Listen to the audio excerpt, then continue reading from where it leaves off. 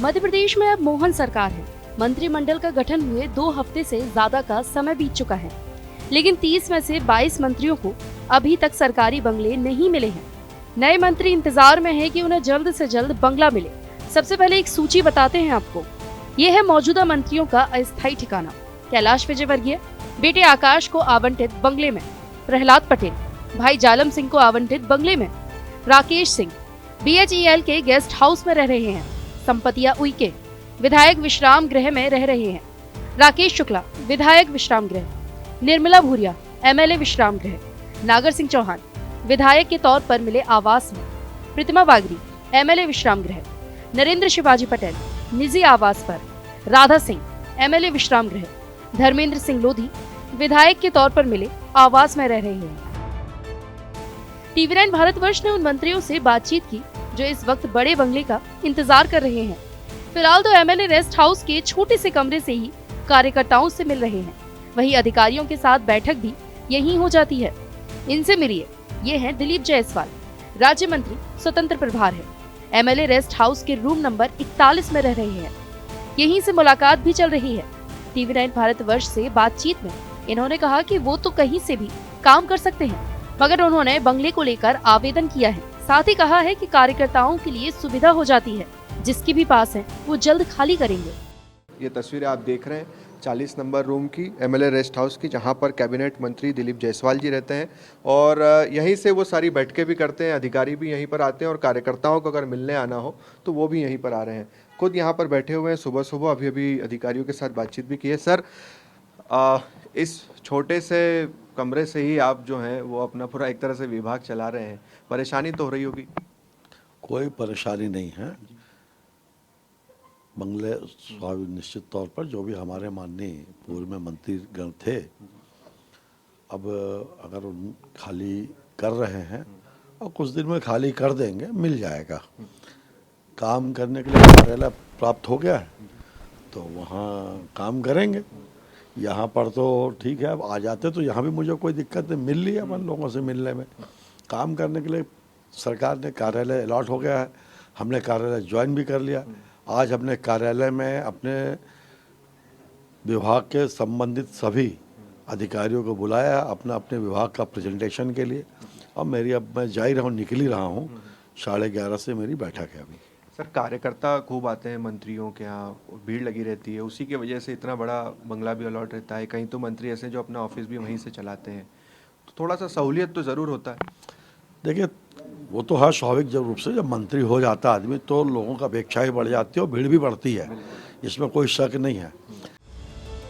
इसी विधायक विश्राम गृह के कमरा नंबर 23 में एक और मंत्री रहते हैं। इनका नाम है गौतम टेटवाल। ये भी राज्य मंत्री स्वतंत्र प्रभार हैं, मगर नए बंगले का इंतजार कर रहे हैं। TV9 से बातचीत में इन्होंने कहा कि जल्द ही बंगला मिलेगा। कार्यकर्ता आते हैं तो उन्हें बैठाने के लिए जगह चाहिए। जल्द ही हमें बंगला आवंटित होगा। फिलहाल एक कमरे में ही मिलने जुलने वाले कार्यकर्ता बैठे हुए नजर आए। गौतम टेटवाल जी हमारे साथ हैं, मध्य प्रदेश में राज्य मंत्री स्वतंत्र प्रभार हैं और MLA रेस्ट हाउस के खंड क्रमांक 2 में 23 नंबर के रूम में वो रहते हैं। आप देखिए, कार्यकर्ता भी सुबह से आ रहे हैं मिलने जुलने। ये कहीं बुके भी आप देख रहे हैं। इसी छोटे से रूम में अपना पूरा विभाग वो चला रहे हैं। कार्यकर्ताओं की बात करें या फिर अधिकारियों की बात करें। सर, अभी तक बंगले अलॉट नहीं हुए हैं आप लोगों को, यहीं से पूरा विभाग आप लोग चला रहे हैं। क्या है, अब सरकार के बाद में जो माननीय पूर्व मंत्री जी बंगलों में निवास कर रहे हैं, वो समय अनुसार जल्दी से बंगला खाली करके व्यवस्था हो जाएगी और जब व्यवस्था होगी तब हम उसमें शिफ्ट हो जाएंगे। और इतना बड़ा पूरा प्रदेश चलाने के लिए ये तो आवश्यक है, तो धीरे धीरे जल्दी ही हो जाएगा। और अभी ये मलमास भी चल रहा था, तो जिससे उजाली शुरू हो रही होगी और मकर संक्रांति के बाद में भगवान सूर्य उत्तरायण में प्रवेश करेंगे, तब हम सब लोग भी अच्छे से मुहूर्त में प्रवेश करेंगे तो ज़्यादा अच्छा होगा।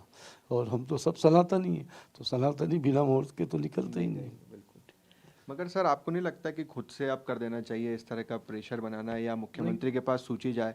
क्योंकि शिवराज सिंह चौहान खुद खाली कर चुके हैं, अपने नए आवास में हो गए हैं और कुछ ऐसे नेता हैं जो अब तो विधायक भी नहीं रहे हैं। ऐसे में उनके पास वो बड़े चल रहा है, वो जल्दी से हो जाएगा, थोड़ा बहुत माया मोह होगा तो जल्दी से खाली हो जाएगा। और मानी ये प्रेशर वाली कोई आवश्यकता ही नहीं है। ऐसा लगता है जैसे विश्राम गृह ही मंत्रियों का नया इलाका बन गया हो। आमतौर पर भोपाल के 2 इलाकों में मंत्री रहते हैं, एक 4 इमली और दूसरा 74 बंगला। विधायक विश्राम गृह में हम एक और मंत्री के निवास पर पहुंचे।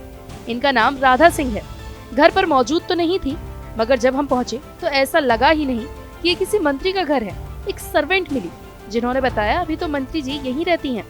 मंत्री की पहचान के लिए बाहर एक पोस्टर जरूर लगा था जिसमें लिखा था मंत्री बनने पर बधाई। तस्वीर हम आपको दिखाते हैं, ये राधा सिंह जी जो कि राज्य मंत्री हैं, उनकी तस्वीर या उनका घर देख रहे हैं, जो कि अभी एमएलए रेस्ट हाउस में ही रहने को मजबूर है। ये तस्वीरें आपको दिखाते हैं उनके घर की, जहां पर एक छोटा सा निवास है। और आमतौर पर अगर बड़े मंत्रियों को या कहें कि मंत्रियों को जो बड़े बंगले दिए जाते हैं वो इसीलिए दिए जाते हैं कि यहाँ पर ज़्यादा समर्थक आते हैं, कार्यकर्ता बैठ के तमाम चीज़ों के लिए। तो ये तस्वीर आप देखें कि एमएलए रेस्ट हाउस में एक छोटा सा, अगर आप देखें या हॉल की ही तस्वीरें देखें तो इस तरह से इन घरों में रह रही हैं। आपसे बात करते हैं, आप बताइए क्या नाम है आपका? मेरा नाम बिंदु है। अच्छा बिंदु जी, आप मंत्री जी क्या ही काम करती हैं? जी हाँ। मंत्री जी हैं अभी? अभी नहीं है। अच्छा, तो मंत्री जी अभी यहीं रह रहे हैं, सब कार्यकर्ता यहीं पर आते हैं अभी मिलने जुलने सभी? हाँ अभी तो यहीं आ रहे हैं। सब अधिकारी वगैरह भी यहीं मिलते हैं? जी अभी यहीं आए तो थे। भीड़ तो हो जाती होगी, दिक्कत हो रही होगी यहाँ पर भी काफ़ी? अब दिक्कत तो है लेकिन होने का बोला है, बंगला हो जाएगा जल्दी। अच्छा, अब हमारी टीम उन नेताओं के घर पहुंची जो चुनाव हार चुके हैं। सबसे पहले हम पूर्व मंत्री और ज्योतिरादित्य सिंधिया की करीबी इमरती देवी के घर पहुंचे। यहाँ सन्नाटा पसरा हुआ था। बी टाइप बंगले में कोई कर्मचारी तक नहीं था, वहीं ताला भी लगा हुआ था। इमरती देवी 2020 में ही उपचुनाव हार चुकी थी, इस बार भी चुनाव हार गई। यानी 4 साल से वो इसी बंगले में रह रही हैं, जबकि वो पात्र भी नहीं है। तस्वीर हम आपको दिखा रहे हैं, ये इमरती देवी जो कि ज्योतिरादित्य सिंधिया की सबसे बड़ी समर्थक मानी जाती है। 2020 की ही बात करें तो उपचुनाव हार गई थी जब कांग्रेस से बीजेपी में शामिल हुई थी, और उसके बाद 6 महीने के लिए ये बंगला उन्हें अलॉट हुआ था। मगर आज तक आप देखिए कि 3-4 साल हो चुके हैं, बंगला उन्होंने खाली नहीं किया है। इस बार का भी चुनाव जो है वो हार चुकी हैं। देखते हैं अंदर की तस्वीर इस पूरे बंगले में क्या दिखाई देती है, कौन कुछ यहाँ पर रह रहा है। तो तस्वीर आप यहाँ पर देखिए कि आमतौर पर किसी बंगले में या किसी मंत्री के बंगले में घुसते हैं तो पूरा स्टाफ रहता है, मगर इतने बड़े बंगले में सन्नाटा पसरा हुआ है और बंगला खाली करने का नाम यहाँ पर कोई नहीं ले रहा है। जितने भी हाउसेस अगर आप देखें तो कार्यालय पर भी ताला लगा हुआ है। निवास की अगर हम बात करते हैं तो यहाँ पर भी ताला लगा हुआ है। कई मंत्री ऐसे हैं जो एमएलए रेस्ट हाउस से 10 बाय 10 के कमरे से अपना पूरा विभाग चला रहे हैं। जो कार्यकर्ता आते हैं उनके बैठने के लिए जगह नहीं है, इतने सारे अफसर आते हैं उनके बैठने की जगह नहीं है। इंतज़ार कर रहे हैं कि जो पुराने नेता हैं जिनके पास बड़े बड़े बंगले अलॉट हैं वो खाली करें, मगर यहाँ पर अगर आप देखें तो न तो उस तरह से कार्यकर्ता हैं। निवास की तस्वीरें आप देख रहे हैं, सारे जो ऑफिसेस होते हैं जिसमें पूरा स्टाफ बैठता है वो खाली है, मगर बंगला खाली करने का नाम ये नेता नहीं ले रहे हैं। केंद्रीय मंत्री ज्योतिरादित्य सिंधिया के ही करीबी पूर्व मंत्री महेंद्र सिंह सिसोदिया के निवास पहुंचे। इस बार नेताजी चुनाव हार चुके हैं। निवास के बाहर ही उनका वाहन निकल रहा था। हमने नेताजी से बंगले को लेकर सवाल पूछना चाहा तो उन्होंने मना कर दिया। हमने उनसे सवाल पूछा तो जवाब में उन्होंने कहा कि ये मेरा विषय नहीं है, हमने अभी लिख दिया है कि बंगला खाली नहीं कर पाएंगे।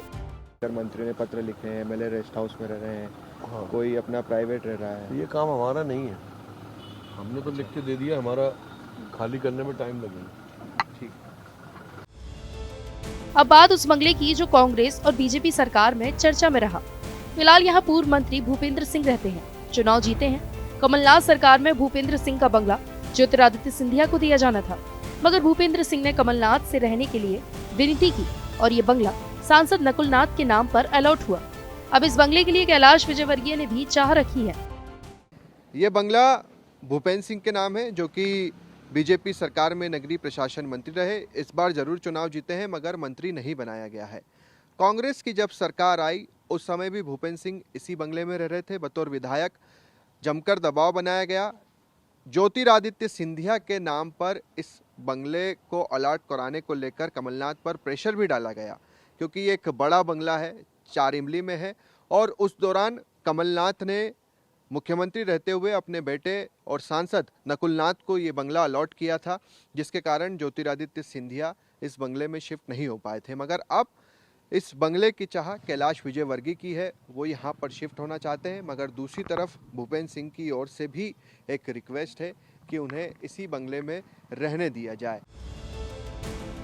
आपको बताते हैं अब कि आखिर नियम क्या कहता है। तो पूर्व मंत्रियों को बंगला खाली करने के लिए 3 महीने का समय दिया जाता है, मगर आमतौर पर बंगलों की कमी के कारण पूर्व मंत्री खुद ही बंगला खाली कर देते हैं। सीएम के अधिकार क्षेत्र में खाली करवाने से लेकर बंगले में रहने तक की अनुमति देने का प्रावधान है। अब आपको उन 22 पूर्व मंत्रियों के बारे में बताते हैं जिनके पास बंगले हैं। सबसे पहले ये 13 मंत्री जो चुनाव हारे, जिनके पास बंगले हैं। नरोत्तम मिश्रा, कमल पटेल, गौरीशंकर बिसेन, राजवर्धन सिंह, महेंद्र सिंह सिसोदिया, अरविंद सिंह भदौरिया, रामकिशोर कावरे, सुरेश धाकड़, राम खिलावन पटेल, राहुल सिंह लोधी, प्रेम सिंह पटेल, भारत सिंह कुशवाहा, इमरती देवी। 10 पूर्व मंत्री वो जो इस बार कैबिनेट में नहीं, मगर फिर भी उनके पास बंगले हैं। गोपाल भार्गव, भूपेंद्र सिंह, प्रभुराम चौधरी, विसाहुलाल सिंह, मीना सिंह, विजेंद्र सिंह यादव, विजेंद्र प्रताप सिंह, उषा ठाकुर, ओम प्रकाश सकलेचा, हरदीप सिंह डांग।